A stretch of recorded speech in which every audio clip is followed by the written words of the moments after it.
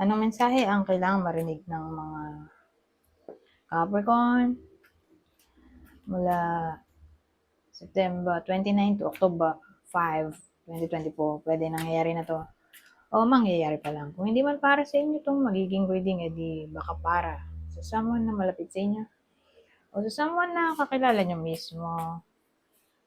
Baka may lumabas na gender mamaya, gawin nyo na lang energy, masculine at feminine energy. Hindi ko alam kung anong lalabas, kung positive ba o negative ang magiging reading. Depende sa kung anong mapipick up kong energy mamaya.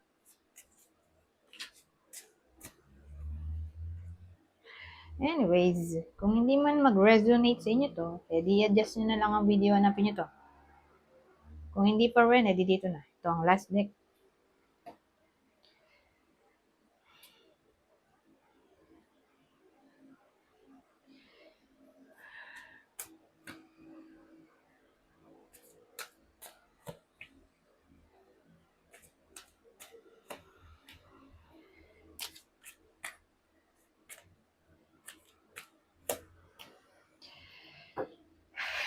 So, sa case na to, bakit may dalawang babae tayo?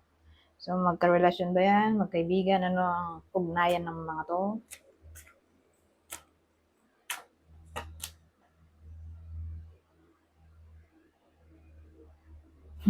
Wala akong idea. Ugnayan itong mga to.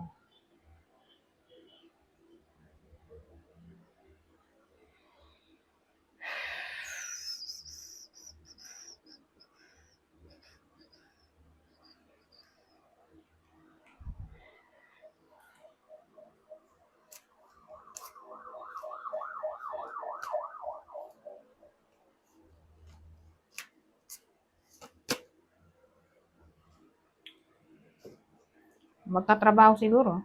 Kasi wala akong makuha idea dito. Kumuha ulit ako ng isa pa. So, magtatrabaho siguro. Kaya lang, baliktad silang pareho. So, ibig sabihin, hindi sila magkasundo. Disappointed sila sa isa't isa for some reason. So, iniisip ko, mga boss ba to? Boss at empleyado? O ka-workmate? Tingin ko boss at empleyado to, regardless kung sino kayo dito. Kung kayo ba yung boss o kayo yung empleyado. Kasi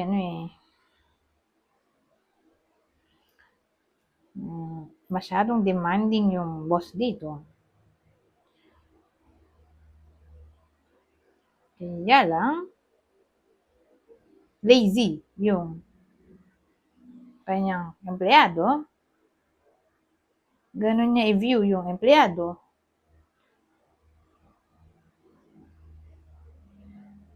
Pero ang totoo, mabagal lang siyang kumilos. Hindi naman siya talaga lazy. Ganun na siya talaga pagkapanganak niya. Sa birth chart niya talaga yan. Pagka mabagal kumilos, wala tayong magagawa sa ganon. Kaya lang nga, may mga boss na, siyempre, gusto nila ay masulit yung binabayad nila. Ang gusto nila sa empleyado ay efficient at productive. Na almost perfect na ba? Parang ganyan. Para worth it yung bayad. So, tingin nung boss dun sa empleyado ay yun nga, underqualified.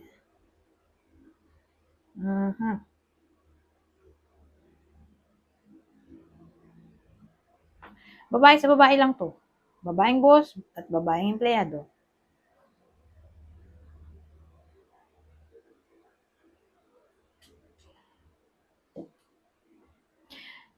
Pero kahit ganyan na parang may sila, misunderstanding o hindi sila nagkikibuan o masungit yung boss. Hindi naman necessarily sisibakin niya to. Hindi naman. Hindi pa. Okay? Pero nagbabadya. OMG. Lalo na siguro kung ano to, di pa permanent, baguhan pa lang. Whether kayo mismo to o someone na kakilala nyo, ganun nga. Wala pang 6 months sa trabaho. Mga 5 months and below.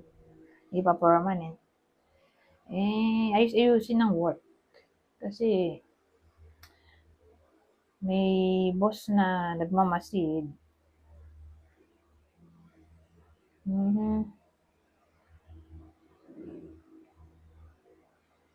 So, paano nyo makikilala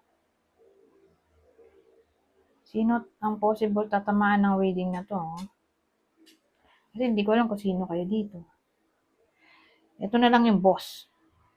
Kung may boss kayong ganito, o kilala nyo, anak nyo may boss na ganito, zodiac sign. Kailangan mag-double time para hindi masibak. O kung sabihin natin permanent na sa work, so paano sisibakin? Di, pahihirapan to. Hanggang sa kusa na lang mag-resign yung empleyado. Ganyan ang dating. So, ito yung possible zodiac sign ng boss.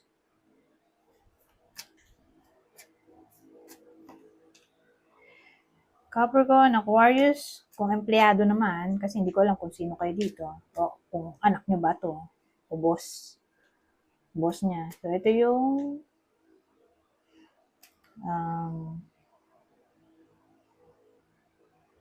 kakilala nyo naman to. Ito yung mismong, teka lang, boss to, di ba? Boss ng iba sa inyo. Pero kung sabihin natin kayo mismo yung boss, ito yung empleyado.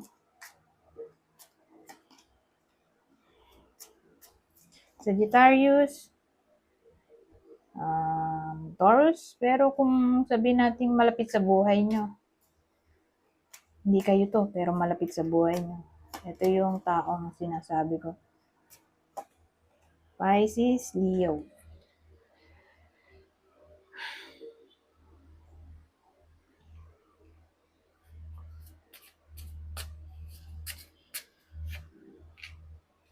La lettera. Giovine Panciula. So, ang dating sa akin, makakatanggap ng mensahe ang babae na nasa 40 years old and below. Ano kayang klaseng mensahe? Hindi ko pa masabi. Pero malaki ang chance na makatanggap siya ng mensahe. O communication in general, whether written yan o verbal. Basta makakatanggap siya ng mensahe o communication, kundi man ganon.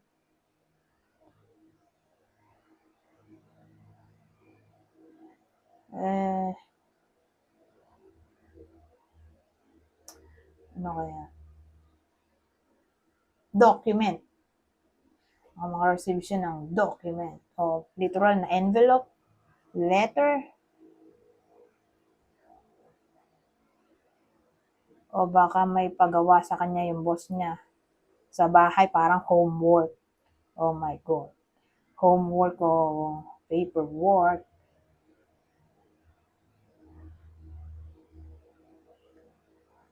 Pwede rin ganitong case. Makakatanggap siya ng mensahe at ang laman ng mensahe ay something na confidential o secret.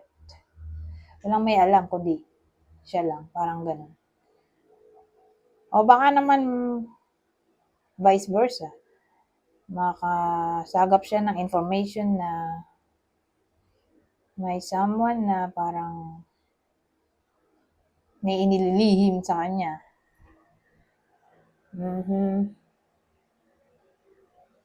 Pero actually, pwede rin itong jealousy. Either, yun yung info na makakarating sa kanya. Jealousy. Tungkol sa jealousy. O pwede mag-cause ng jealousy.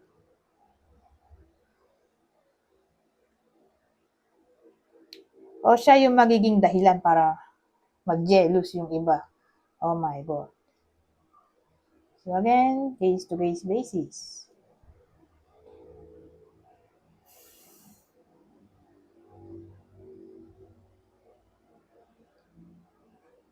Pero parang siyang private message, personal message.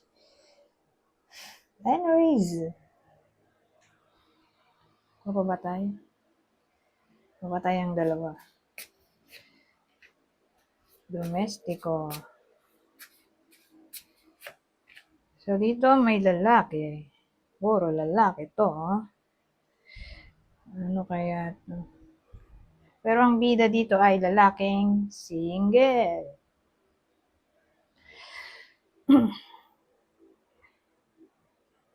Yung information na sinasabi ko ay regarding work.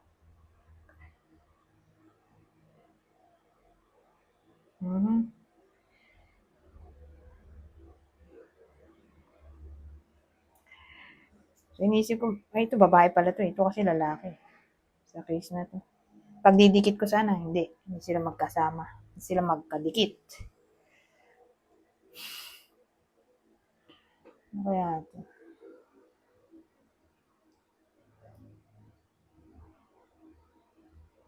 Basta tungkol sa work o service.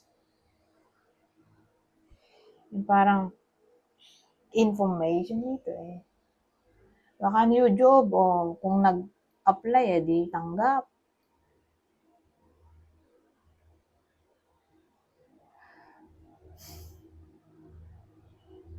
Pero lalaki lang yung sinasabi ko. Lalaking tao.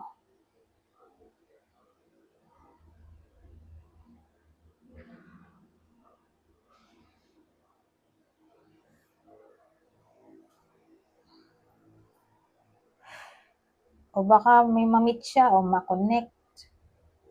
At ang taong to ay kaibigan niya. Mag-meet sila o mag-reconnect ngayong week.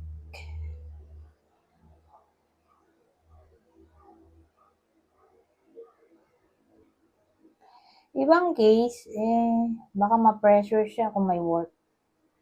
Ma-pressure, may stress, ma-frustrate. Ngayong week for some reason.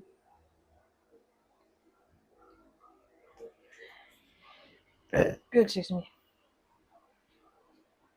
So again, kanina babae, ngayon lalaki naman.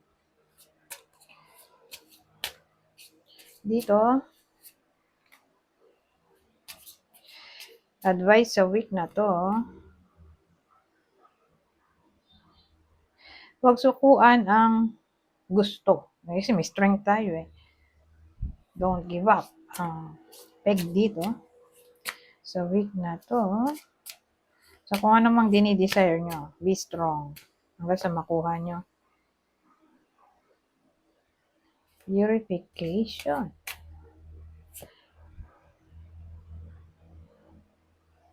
Ano yun?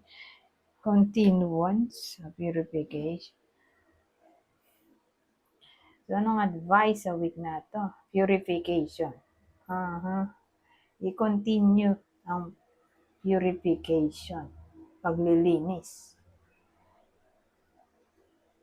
Di cleanliness siguro ang ano ngayon. Advice sa week na to. Pagpatuloy ang paglilinis. Maglinis lang na maglinis buong week. Oh my God. O, ewan ko, for some reason in-encourage ang cleanliness. Kasi purification ay paglilinis. Siguro in all forms na. Hindi lang kasi sapat yung maglinis ng bahay. Baka kasama sage.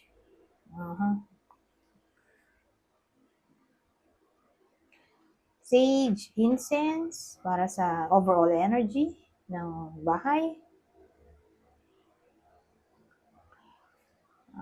Pausok, ano ba? Candle. So, kayo na maghanap sa internet. Ano pang iba pang way ng purification ng energy bukod sa paglilinis ng bahay. Siguro, paggugupit sa katawan. So, kuko, buhok. Linisin ng kilay. Kung sabog-sabog. Ganon. Maligo. Siyempre, automatic naman yan. Pero, siguro isama na rin ng hygiene. Depende. Anyways, hanggang dito na lang. Goodbye po. Na.